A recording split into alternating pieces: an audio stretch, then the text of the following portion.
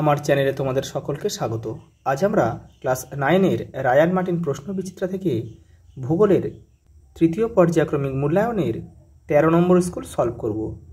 আমরা এই পর্বে কেবলমাত্র মান 1 এবং মানচিত্র সলভ করব।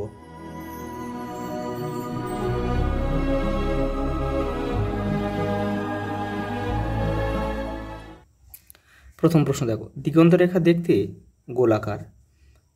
পৃথিবীর আকৃতির প্রাকৃতিক উপগ্রহ হচ্ছে চাঁদ হবে, কিন্তু এখানে নেই, তাহলে এখানে এদের মধ্যে কোনোটাই নয়।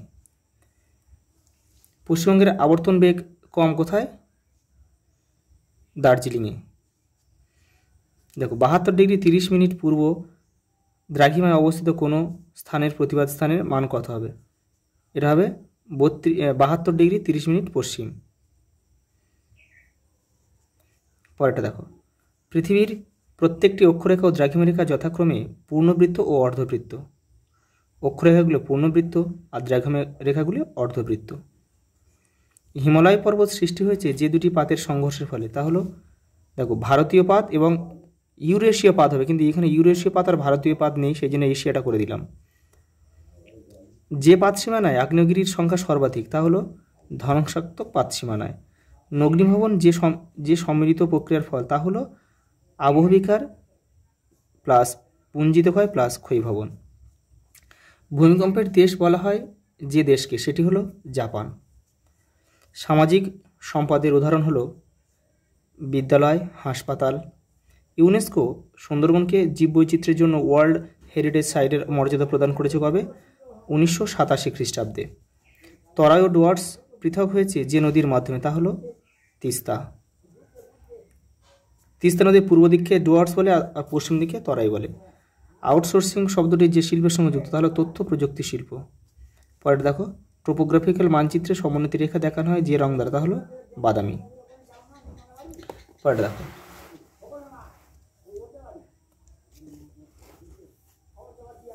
দেখো, শুদ্ধ বলেছে যে শুদ্ধ হলে তার পাশে বলেছে যে বিবৃতির শুদ্ধ তার পাশে শুদ্ধ এবং যেটি অশুদ্ধ তার পাশে অশুদ্ধ। আচ্ছা ঠিক আছে, দেখো নিরক্ষরেখার ধ্রুবতারার উন্নতি কোণ হচ্ছে 90 ডিগ্রি, এটা কিন্তু অশুদ্ধ, এটা হবে 0 ডিগ্রি। উপগ্রহ নেই এমন দুটি গ্রহ হলো বুধ ও শুক্র, এটাও কিন্তু শুদ্ধ। মঙ্গলে দুটো রয়েছে, ফিবোস আর ডিমোস। শুক্র গ্রহ নেই, বুধের নেই। সর্বনিম্ন অক্ষরেখার মান হচ্ছে 0 ডিগ্রি, এটাও শুদ্ধ। প্রতিটি দ্রাঘিমারেখার মধ্যবর্তী দূরত্ব একই থাকে, এটাও অশুদ্ধ, কেন মেরুর দিকে কিন্তু ছোট হয়ে যায়। পরটা দেখো, পৃথিবীর স্পর্শক বরাবর ক্রিয়াশীল আলোড়ন হলো গিরিজনী আলোড়ন, এটা শুদ্ধ। বাংলার দুঃখ বলা হয় হুগলি নদীকে, এটা কিন্তু অশুদ্ধ, এটা হবে দামোদর নদীকে, দামোদর নদকে বলা হয় বাংলার দুঃখ। দেখো এবার কি শূন্যস্থান দিয়েছে, দেখো শনি হলো সৌরজগতের সবচেয়ে কম ঘনত্বযুক্ত গ্রহ, আর সবচেয়ে বেশি ঘনত্বযুক্ত গ্রহ হচ্ছে আমাদের পৃথিবী। গোলাকার পৃথিবীর সর্বপ্রথম ধারণা প্রতিষ্ঠা করেন কি? গ্রিক দার্শনিক পিথাগোরাস। উল্লম্ব চ্যুতিতল বরাবর গঠিত স্তূপ পর্বত কি বলে? হোস্ট। দেখো এবারে রয়েছে সম্পদ সৃষ্টিতে মানুষের ভূমিকা আছে। ভারতে সর্বপ্রথম চাষ শুরু হয় আসামে। জমিজরি বা মাপার কাজে ব্যবহৃত মানচিত্রকে বলে মৌজা মানচিত্র। দেখো বাম স্তম্ভ ডান স্তম্ভ দিয়েছে, তীর চিহ্ন দিয়ে কিন্তু কেউ মেলাবে না। দেখো নিরপেক্ষ পাত সীমানা হবে সান আন্দ্রিস চ্যুতি। পরেটা দেখো, ভারতের সর্বাধিক পুঞ্জিত ক্ষয় হয় কোন সময়? বর্ষাকালে হয়। পাহাড়ি অঞ্চলে কিন্তু বেশি হয়, এটা পাহাড়ি অঞ্চলে হয়। এটা প্রকাশনা শিল্প কি? কলকাতা। প্রকাশনা শিল্প বলতে যেখানে বই প্রকাশ, যে সল্টলেক বলছি, ওটা আমাদের কলেজ স্ট্রিটে যে বই বাজার আছে, সেটাই হচ্ছে কিন্তু প্রকাশনা শিল্প। এখানে 3 লিখবো আমরা। আর বাংলার জুড়হাট হুগলি নদীর 2 ধারে রয়েছে পাট শিল্প কেন্দ্র। পরের প্রশ্ন দেখো, চুনাপাথর গঠিত অঞ্চল কি নামে পরিচিত? কাস্ট অঞ্চল বা কাস্ট ভূমিরূপ। কোন দুটি মৃত্তিকা স্তরকে একত্রে সোলাম বলে? এ ও বি। ভারতের সর্বাধিক বন্যাপ্রবণ অঞ্চলের নাম হচ্ছে আসাম, মানে ব্রহ্মপুত্র অববাহিকা অঞ্চল। ভারত তথা পৃথিবীর বৃহত্তম রাষ্ট্রায়ত্ত কয়লা সংস্থার নাম হচ্ছে CIL, কোল ইন্ডিয়া লিমিটেড।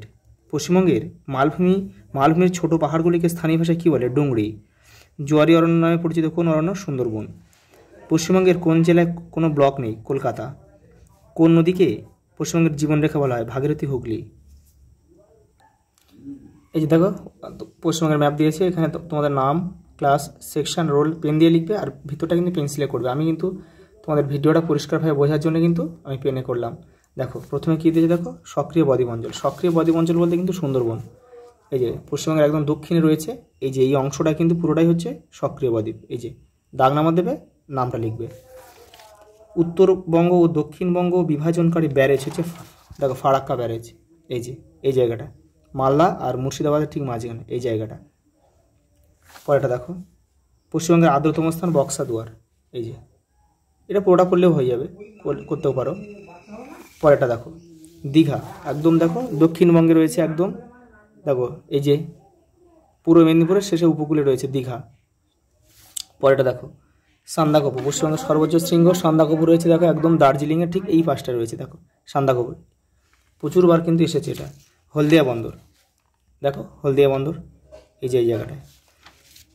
দেখো কালচারাল ক্যাপিটাল অফ ইন্ডিয়া, মানে সাংস্কৃতিক রাজধানী ভারতের, এটাও কিন্তু কলকাতা। এই যে দেখো শর্ট প্রশ্ন আকারে দিয়েছে, এগুলো উত্তর না জানলে কিন্তু তোমরা করতে পারবে না। অযোধ্যা পাহাড়, এই যে পুরুলিয়া জেলার পশ্চিমে রয়েছে একদম, এই যে অযোধ্যা পাহাড়। আর চিত্তরঞ্জন রয়েছে পশ্চিম বর্ধমানের, ঠিক দেখো এই জায়গাটায়। আর রূপনারায়ণ নদী, এই যে এখানে এসে পড়েছে।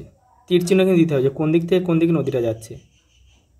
আজ এই পর্যন্ত, দেখা হবে পরের ভিডিওতে।